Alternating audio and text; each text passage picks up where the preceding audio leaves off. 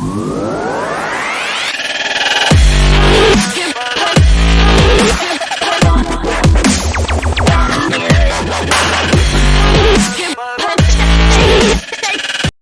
friends and my dear students, welcome back on my YouTube channel Technomaster Abhishek.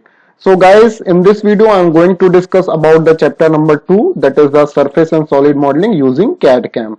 तो basically इससे पहले मैंने part 1 and part 2 discuss किया था, उसके वीडियो अपलोड किए हैं। अगर उसको नहीं देखा तो आप जरूर देखें, और आपको अगर वीडियो पसंद आ रही है तो लाइक शेयर सब्सक्राइब ना करना भूलें। और साथ ही साथ अगर कोई डाउट आता है तो कमेंट सेक्शन में आप या फिर गूगल क्लासरूम के माध्यम से उस पर जुड़ के आप पूछ सकते हैं। और चलिए हम आगे बढ़ते हैं। जैसे कि मैंने बताया कि चैप्टर 2 के पार्ट 1 एंड पार्ट 2 में मैंने डिस्कस किया था कि 3D मॉडल्स क्या होते हैं और कितने टाइप की टेक्निक्स होती हैं उसमें यूज करने के लिए। जैसे मैंने डिस्कस किया था वायर फ्रेम मॉडल्स होते हैं, सरफेस मॉडल्स होते हैं और सॉलिड मॉडलिंग होती है।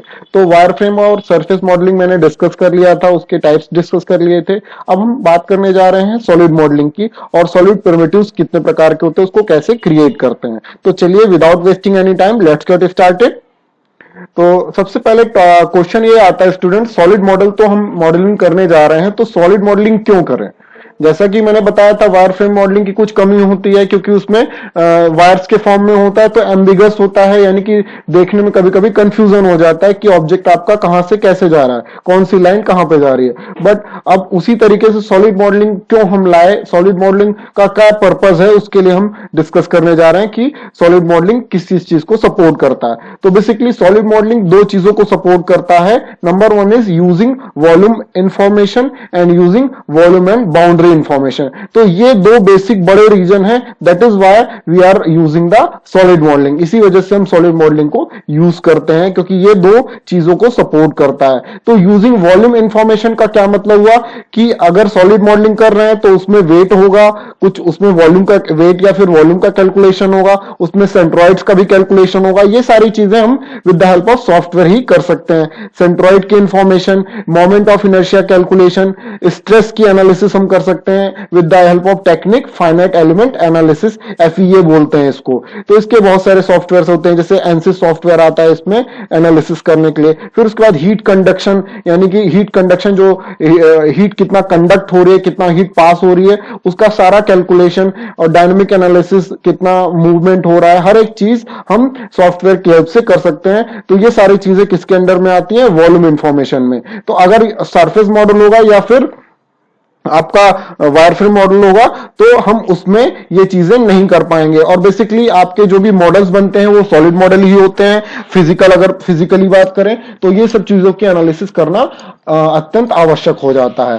तो अब आगे बात करते हैं using volume and boundary information. जैसे बाउंड्री की इंफॉर्मेशन भी होगी कि बाउंड्री के अंदर कितना, कौन सा पॉइंट है कि कहीं नहीं है, कि हमें जैसे मान लीजिए कटिंग करनी है किसी मॉडल पे, तो वो सारी चीजें CNC कोड्स को जनरेट करना है या फिर रोबोटिक और असेंबली का सिमुलेशन करना है, तो वो सारी चीजें हम किस में करते हैं, सॉलिड मॉडलिंग में करते हैं। तो ये जो चीजें आती हैं ये किस में आती हैं, वॉल्यूम एंड बाउंड्री इंफॉर्मेशन में। क्योंकि जैसे रोबोट चल रहा है तो रोबोट का मूवमेंट होगा तो उसके लिए बाउंड्री होगी कि इतना मूवमेंट इस डायरेक्शन में बढ़ेगा, इतना मूवमेंट इस डायरेक्शन में बढ़ेगा, तो वो इंफॉर्मेशन बाउंड्री इंफॉर्मेशन कहलाती है। इस तरीके से CNC मशीन में जो टूल्स होते हैं उस कोड का जनरेट करते हैं, तो जो टूल्स होते हैं उनका भी मूवमेंट निर्धारित होता है, तो वो वॉल्यूम और बाउंड्री इंफॉर्मेशन में अंडर में आते हैं।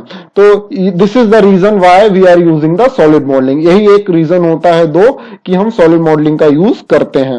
अब हम आगे बढ़ते हैं, सॉलिड मॉडलिंग होती क्या है इसके बारे में थोड़ा सा डिस्कस कर लेते हैं।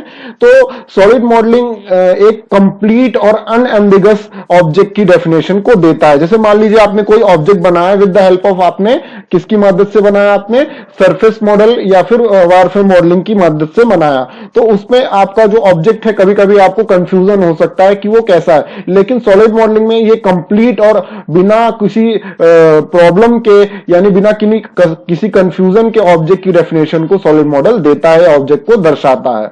अब ये क्या क्या चीजें डिस्क्राइब करता है, ये सिर्फ शेप को नहीं डिस्क्राइब करता कि मतलब जैसे सरफेस हमने बनाया है तो बाउंड्री दिखा दिया, शेप दिखा दिया, लेकिन शेप के साथ साथ ये क्या दर्शाता है कि ऑब्जेक्ट का इंटीरियर कैसा है, यानी अंदर का रीजन कैसा है, एक्सटीरियर रीजन कैसा है, अंदर का क्षेत्र और बाहर का क्षेत्र, दोनों चीजों के बारे में जानकारी देता है शेप के साथ साथ, यानी आकार के साथ साथ इंटीरियर और एक्सटीरियर क्षेत्र की, अंदर और बाहर के क्षेत्र की ऑब्जेक्ट की जानकारी भी देता है सॉलिड मॉडलिंग। ठीक है स्टूडेंट्स। और लेकिन अगर आपका सरफेस और वायरफ्रेम मॉडलिंग की बात करें तो वो सिर्फ शेप की डेफिनेशन या शेप की इंफॉर्मेशन को देता है। अब हम आगे बात करते हैं students. It gives the complete geometric data representation, मतलब ये एक कंप्लीटली ज्योमेट्रिक डेटा रिप्रेजेंटेशन होता है किसी ऑब्जेक्ट का। जैसे मान लीजिए कोई एग्जांपल लेते हैं, कोई पॉइंट है आपका, एक किसी ऑब्जेक्ट के अंदर है या बाहर है या फिर उसके सरफेस पे है, तो उसकी सारी चीज, वो पॉइंट किसके रिलेटिव में होगा, ऑब्जेक्ट। जैसे मान लीजिए ऑब्जेक्ट आपका मूव कर रहा है तो उसके रिलेटिव में वो जो पॉइंट हमने माना है, इसके स्पेस में लिया है, वो पॉइंट आपका बाउंड्री के अंदर में है, यानी ऑब्जेक्ट के बाहर है या ऑब्जेक्ट के अंदर है या ऑब्जेक्ट के बाउंड्री पे, ऑब्जेक्ट के ऊपर रखा हुआ है। तो वो सारा कैलकुलेशन, ज्योमेट्रिक कैलकुलेशन कि कितना पॉइंट किधर है, वो सारी चीजें सॉलिड मॉडलिंग इंफॉर्मेशन देता है। और साथ ही साथ ऑब्जेक्ट को कैसे हम डिफाइन करेंगे, ऑब्जेक्ट को डिफाइन करते हैं वॉल्यूम स्पेस कंटेंट, जितना आयतन उसके अंदर होगा, जितना स्पेस वो घेरेगा, वो एक ऑब्जेक्ट कहलाएगा। और वो किसके अंदर में होगा, एक with in the complete boundary, एक बाउंड्री खींच दी जाएगी, उस बाउंड्री के अंदर जितना वॉल्यूम और स्पेस होगा वो ऑब्जेक्ट कहलाता है। वो किसकी मदद से होता है, सॉलिड मॉडलिंग की मदद से ही होता है। और अगर हम बात करें कि सॉलिड मॉडल है या सॉलिड कोई ऑब्जेक्ट है तो उसके लिए एक क्लोज्ड बाउंड्री की जरूरत होती है, तो एक close boundary is needed to define a solid object. Okay students. फिर उसके बाद बात करते हैं कि जो बाउंड्री होती है सेपरेट करती है, यानी अलग करती है किसी मॉडल को बाहर और अंदर के ऑब्जेक्ट से अलग करती है, क्योंकि बाउंड्री होगी तभी पता चलेगा कि अंदर का रीजन कौन सा है और बाहर का रीजन कौन सा है या बाहर का क्षेत्र कौन सा है। अब इसके बहुत सारे एप्लीकेशंस हैं, जैसे मैंने बताया था कि हम स्ट्रेस के एनालिसिस करते हैं, बल कितना लग रहा है, कितने पे ब्रेक होगा, तो फाइनाइट एलिमेंट एनालिसिस में सारा आता है, डिफ्लेक्शन कितना होगा। या फिर आपने फ्लूइड फ्लो एनालिसिस, आपने वो फ्लूइड का फ्लो अगर हो रहा है तो उसकी एनालिसिस करते हैं, जैसे आपने उसमें हाइड्रोलिक्स में पढ़ा भी होगा। उसके बाद एनसी डेटा प्रोग्रामिंग, जो हम सीएनसी मशीन पे मैन्युफैक्चरिंग होती है, वो सारी चीजें कंप्यूटर एडेड मैन्युफैक्चरिंग के अंडर में आता है। रोबोटिक्स हो गया, असेंबली हो गया, असेंबली मतलब जैसे कई पार्ट, कई मशीन एक साथ तो बनती नहीं, उसके कई पार्ट्स होते हैं, वो सारी चीजें असेंबल होती हैं एक जगह, एक स्थान पे आके, तो वो सारी चीजें, सारी इंफॉर्मेशन, उसका इवेल्युएशन यानी कि उसको निर्धारण करना, स्वाइज कितना लगेगा, उसका आकार कैसा होगा, प्रोडक्ट का वेट कितना होगा, वो सारी चीजें सॉफ्टवेयर के ही माध्यम से कर लेता है एक सॉलिड मॉडल जो होता है। ठीक है स्टूडेंट। सॉलिड मॉडल बनाने के बाद हम सॉफ्टवेयर के माध्यम से ही कर लेते हैं उसको। तो होप आप लोग को ये समझ में आ रहा है। चलिए आगे बढ़ते हैं। तो एक एग्जांपल ले लिया हमने सॉलिड मॉडल का, तो this is a solid model और ये वायर फ्रेम मॉडल है। अब देखिए स्टूडेंट्स, ये एक वायर फ्रेम मॉडल है। अब ये हमें नहीं पता चल रहा है, इससे कंफ्यूजन हो रहा है कि ये जो हिस्सा है वो अंदर की तरफ या पीछे की तरफ निकला हुआ है या बाहर की तरफ निकला हुआ है। लेकिन अगर सॉलिड मॉडल की बात करें तो ये सॉलिड मॉडल से हम देख सकते हैं कि ये हिस्सा बाहर की तरफ निकला हुआ है, पीछे खोखला है वो। ठीक है, तो ये कंफ्यूजन हो जाता है वायर फ्रेम में, इसलिए सॉलिड मॉडल ज्यादा प्रेफरेबल होता है। अगर हम इस क्यूब की बात करें या क्यूबॉइड की बात करें, घनाभ की बात करें, तो इसमें ये जो लाइन से इंटरसेक्ट कर रही है तो ये समझ में नहीं आएगा कि जैसे मान लीजिए मैंने एक सरफेस नंबर फ्रंट सरफेस इसको लिखा, तो ये फ्रंट सरफेस हो सकता है, मैंने एफ यहां पे लिख दिया तो ये पीछे वाला सरफेस भी तो हो सकता है, या हमने कुछ भी पॉइंट या पॉइंट किया तो हो सकता है ये इस वाले सरफेस पे या इस वाले सरफेस, तो वो देखने में कंफ्यूजन हो जाता है। तो इसलिए सॉलिड मॉडल बहुत ही आवश्यक होता है। इस तरीके से यहाँ पे देख सकते हैं ये वायर फ्रेम मॉडल है और ये सॉलिड मॉडल। तो वायर फ्रेम मॉडल में कंफ्यूजन ज्यादा हो जाता है लेकिन सॉलिड मॉडल में कंफ्यूजन नहीं होता, तो इसलिए सॉलिड मॉडल ज्यादा प्रेफरेबल होता है।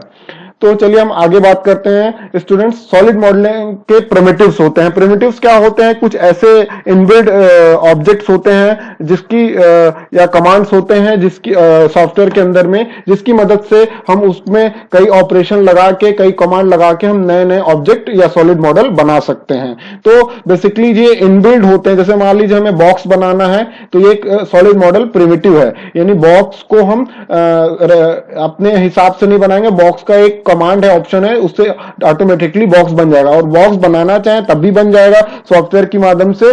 जैसे मान लीजिए आपने एक्सट्रूड कमांड यूज करके भी बॉक्स बन जाएगा, और डायरेक्ट भी बॉक्स बन जाएगा बॉक्स कमांड यूज करके। तो इसलिए सॉलिड प्रिमिटिव्स जैसे होते हैं, सॉलिड मॉडल के प्रिमिटिव्स होते हैं, और बॉक्स के ऊपर हमें सिलेंडर लगाना है, तो इस तरीके से हम इसमें बूलियन ऑपरेशन परफॉर्म करके सॉलिड मॉडलिंग, सॉलिड प्रिमिटिव्स जो होते हैं उसका यूज करके हम आगे और भी डिफरेंट ऑब्जेक्ट्स बना सकते हैं या फिर मॉडल बना सकते हैं। लेकिन सॉलिड मॉडल में जो प्रिमिटिव्स होते हैं उसके बारे में हमें पढ़ना जरूरी है कि ये कैसे हम बनाते हैं। ठीक है, तो वो हम देख सकते हैं सॉलिड मॉडलिंग प्रिमिटिव्स में लगभग बॉक्स होता है, सिलेंडर होता है, कोन होता है, स्फीयर होता है, वेज होता है, टॉरस होता है, ये सारे क्या होते हैं, सॉलिड मॉडलिंग प्रिमिटिव्स होते हैं। One by one we will discuss. तो ये देख सकते हैं, ये एक वेज शेप है, ठीक है, ये आपका एक टॉरस है, ठीक है, ये स्फीयर है। इस तरीके से ये आपके सॉलिड मॉडलिंग प्रिमिटिव्स हैं। हम वन बाय वन डिस्कस करते हैं। तो पहला सॉलिड मॉडलिंग प्रिमिटिव्स जो है स्टूडेंट्स, वो है बॉक्स है। बॉक्स की अगर बात करें तो बॉक्स कैसा होता है, एक जैसे एक घनाभ होता है या घन भी हो सकता है। तो ये जो कमांड होता है, बॉक्स कमांड एक होता है ऑटोकैड सॉफ्टवेयर के अंदर ही, ये एक सॉलिड बॉक्स को क्रिएट कर देता है, यानी एक ठोस बॉक्स या ठोस घनाभ को क्रिएट कर देता है। जैसे आपका कंटेनर हो गया, कोई चीज सामान रखने वाला कंटेनर हो गया, तो इसलिए काम में आता है बॉक्स। ठीक है, अब इसकी बात करें तो हम सॉलिड जो मॉडल प्रिमिटिव बॉक्स है या बॉक्स कमांड है, इसको हम या तो कमांड के थ्रू भी यूज कर सकते हैं या टूल बार में भी इसका ऑप्शन होता है, उसको यूज कर सकते हैं। जैसे ये एक टूल बार है, ऑटोकैड का स्नैपशॉट लिया है स्टूडेंट्स, तो यहाँ पे कई कमांड्स होते हैं, सिलेंडर है, इसको यहाँ एरो जब ये इसको क्लिक करेंगे ना, तो सारे जितने भी प्रिमिटिव्स हैं वो नीचे की तरफ दिखने लगेंगे। तो जैसे मान लीजिए इसको एरो को क्लिक किया तो यहाँ पे एक बॉक्स का ऑप्शन आने लगा, फिर इसको क्लिक करके हम डायरेक्ट बॉक्स कमांड को क्लिक कर सकते हैं या उस पर जा सकते हैं, उसको एक्टिव कर सकते हैं। लेकिन अगर आपको कमांड के थ्रू जाना है तो वो भी मैं समझा देता हूं। तो आप क्या करेंगे स्टूडेंट, मुझे मान लीजिए ये एक क्या बनाना है, बॉक्स क्रिएट करना है जिसकी आपकी लेंथ 3 है, विथ यानी चौड़ाई 2 है और हाइट कितनी है, 4 है। तो हम क्या करेंगे, कमांड लाइन में जाएंगे, नीचे आपका कमांड लाइन होता है सबसे बॉटम कॉर्नर पे। अब उसमें आप बॉक्स टाइप करेंगे, बॉक्स टाइप करने के बाद, बॉक्स लिखने के बाद एंटर मार देंगे। एंटर मारने के बाद क्या पूछेगा उसमें, specify first corner of the box. First corner of the box यानी पहला जो कॉर्नर है किनारा बॉक्स का, उसको आपको चूज करना है या फिर सेंटर चूज करना है। तो उसके लिए हम पॉइंट वगैरह नहीं देंगे, बस जहां पे आपका स्पेस है, स्क्रीन है, उस पे कोई एक पॉइंट, मान लीजिए ये वाला पॉइंट हमने कहीं पे भी एक सेलेक्ट कर दिया, इसको क्लिक कर दिया। इसको क्लिक करने के बाद उसको क्लिक करने के बाद स्टूडेंट्स क्या करेंगे, यहां पे जैसे मान लीजिए इसको क्लिक कर दिया है, इसको क्लिक करने के बाद क्या करेंगे कि जब क्लिक करेंगे तो फिर नेक्स्ट ऑप्शन पूछने लगेगा, स्पेसिफाई अदर कॉर्नर। फिर फर्स्ट कॉर्नर आप उसने सेलेक्ट कर लिया, फिर कहेगा दूसरा कॉर्नर सेलेक्ट कीजिए। दूसरा कॉर्नर सेलेक्ट करने के कीजिए या फिर आप उसकी क्यूब की लेंथ दीजिए या क्यूब का क्यूब लिख के बता दीजिए। तो आप, हमने मान लीजिए लेंथ देना है, क्योंकि हमें अदर कॉर्नर अगर देंगे तो कितनी डिस्टेंस पे हमें नहीं पता, क्योंकि हमें मेजर नहीं करा। तो आप क्या करेंगे, हमें लेंथ देनी है। तो क्या कहना है, हमें लेंथ देनी। लेंथ के लिए हम यहाँ पे क्या लिख देंगे, एल लिख के एंटर कर देंगे। जब एल लिख के एंटर कर देंगे तो पूछेगा स्पेसिफाई लेंथ, यानी लेंथ कितना देना है आपको। तो मान लीजिए ये सेंटीमीटर में हमने सेलेक्ट कर रखा है, तो हमने यहाँ पे 3 एंटर कर दिया। जब लेंथ आया तो लेंथ कितना है, 3 सेंटीमीटर है, तो 3 सेंटीमीटर हमने लेंथ इसमें लिख करके एंटर मार दिया। फिर पूछेगा स्पेसिफाई विथ, विथ यानी चौड़ाई पूछेगा, तो चौड़ाई पूछेगा तो उसमें आप 2 लिख करके एंटर कर देंगे। फिर हाइट पूछेगा तो हाइट पूछेगा तो 4 लिख के एंटर कर देंगे। जब 4 लिख के एंटर कर देंगे तो इस तरीके से आपका एक बॉक्स बनके तैयार हो जाएगा स्टूडेंट्स। तो या तो आप कमांड में बॉक्स लिखेंगे तब ये सारी चीजें पूछेगा, या आप यहां से सेलेक्ट करेंगे तब भी ये सारी चीजें पूछेगा आपसे। ओके स्टूडेंट, तो होप आप लोग को ये बॉक्स प्रिमिटिव या बॉक्स कमांड समझ में आ गया हो। चलिए हम आगे बढ़ते हैं। नेक्स्ट प्रिमिटिव है आपका सिलेंडर। सिलेंडर को कैसे यूज करेंगे, सिलेंडर को कैसे क्रिएट करेंगे, तो एक बेसिकली एक सर्कुलर प्रिज्म होता है जिसका ऊपर और नीचे सर्कुलर हिस्सा होता है, तो इसको एक सर्कुलर प्रिज्म भी बोल सकते हैं हम सिलेंडर को। तो सिलेंडर का बहुत सारा यूज है, हर जगह यूज होता है, इसको आप देख सकते हैं इंडस्ट्री में भी। तो इसको कैसे क्रिएट करेंगे, या सेम है, या तो आप कमांड लाइन में सिलेंडर पे डायरेक्ट जाके क्लिक कर दें, या तो आप टूल बार में सिलेंडर लिख दें। तो टूल बार में कमांड बार में आप सिलेंडर लिख दें। कमांड बार में जब सिलेंडर लिखेंगे या फिर यहां से क्लिक करेंगे तो क्या पूछेगा, specify centre point of the base, यानी कि ये जो आधार है उसका सेंटर पॉइंट मांगेगा, तो उसका सेंटर पॉइंट मांगेगा तो आप एक पॉइंट सेलेक्ट कर देंगे। पॉइंट को क्लिक करने के बाद आप क्या करेंगे, यहाँ पे जैसे यहाँ पे मैंने कुछ नहीं लिखा, इसका मतलब यहाँ पे हमने सेंटर पॉइंट क्लिक कर दिया। जब सेंटर पॉइंट क्लिक कर देंगे तो उसमें क्या पूछेगा, स्पेसिफाई बेस रेडियस या फिर डायमीटर। तो हमें रेडियस देना है तो हम यहाँ पे रेडियस लिख देंगे, या तो आपको डायमीटर लिखना है देना है तो यहाँ डायमीटर लिख देंगे। तो रेडियस हमें मान लीजिए देना है तो 5 सेंटीमीटर मान लीजिए हमने रेडियस देनी थी, तो हमने यहाँ पे 5 लिख के एंटर मार दिया। 5 लिख के जब एंटर मारा तो क्या पूछेगा, क्योंकि इसमें हाइट होती है, सिलेंडर की हाइट भी देनी पड़ेगी, तो स्पेसिफाई हाइट पूछेगा। हाइट पूछेगा तो आपने मान लीजिए इसकी 10 सेंटीमीटर हाइट हो तो 10 लिख के एंटर मार देंगे। तो इस तरीके से 5 सेंटीमीटर रेडियस और 10 मीटर हाइट, 10 सेंटीमीटर का हाइट का एक सिलेंडर बनके तैयार हो जाएगा। तो इस तरीके से आप इसको तैयार कर सकते हैं स्टूडेंट्स।